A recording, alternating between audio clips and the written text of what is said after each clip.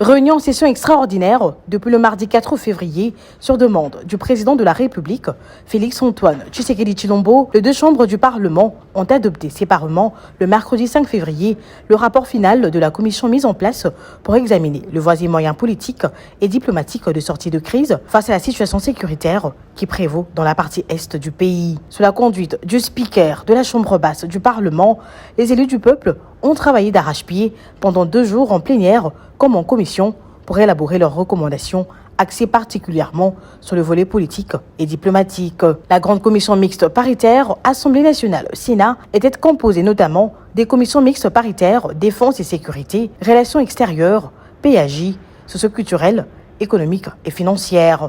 Après l'audition en commission du vice-premier ministre, ministre de l'Intérieur, Sécurité, Décentralisation Affaires coutumières et du vice-premier ministre, ministre de la Défense nationale, les députés nationaux ont conjugué leurs intelligences pour réfléchir sur les voies et moyens de sortir le pays de la crise sécuritaire qui traverse. La plénière, tenue à huis clos, en cette deuxième journée, a adopté à l'unanimité et sans débat le rapport final mixte qui contient toutes les recommandations de 2 chambres du Parlement. Ce rapport, dont la primeur est réservée uniquement au chef de l'État, rencontre sur tous les plans les attentes du commandant suprême.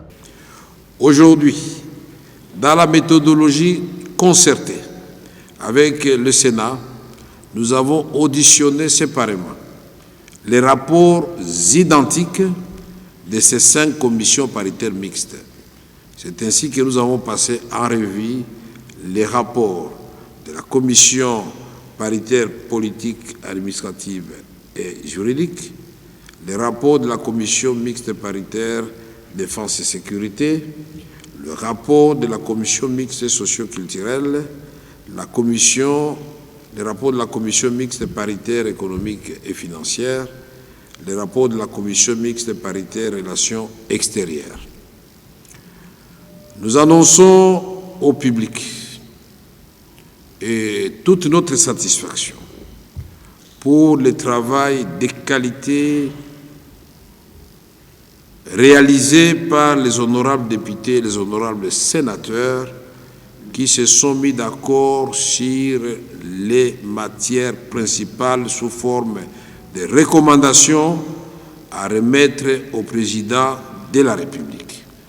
Et tous ces rapports ont été adoptés tour à tour et à l'unanimité, sans contre et sans abstention. Ceci mérite quand même les applaudissements de la plénière. Honorables députés, chers collègues, je tiens sincèrement à vous remercier pour le travail que vous avez fait.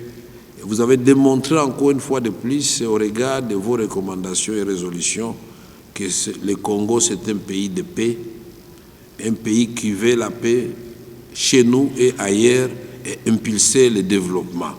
Il sied de signaler que ce document d'une extrême importance va se joindre à celui présenté par les évêques de la Senko et l'Église du Christ au Congo pour outiller objectivement la décision du président de la République, garant de la nation. C'est avec une note de satisfaction que le président de l'Assemblée nationale, le professeur Vital Kamerhe, et le président du Sénat, Jean-Michel Samalou Condé, ont chacun suspendu la séance après avoir épuisé la première matière de cette session extraordinaire qui va se poursuivre avec la présentation des juges de la Cour constitutionnelle nommés récemment par le chef de l'État, Félix-Antoine Tshisekedi Tshilombo.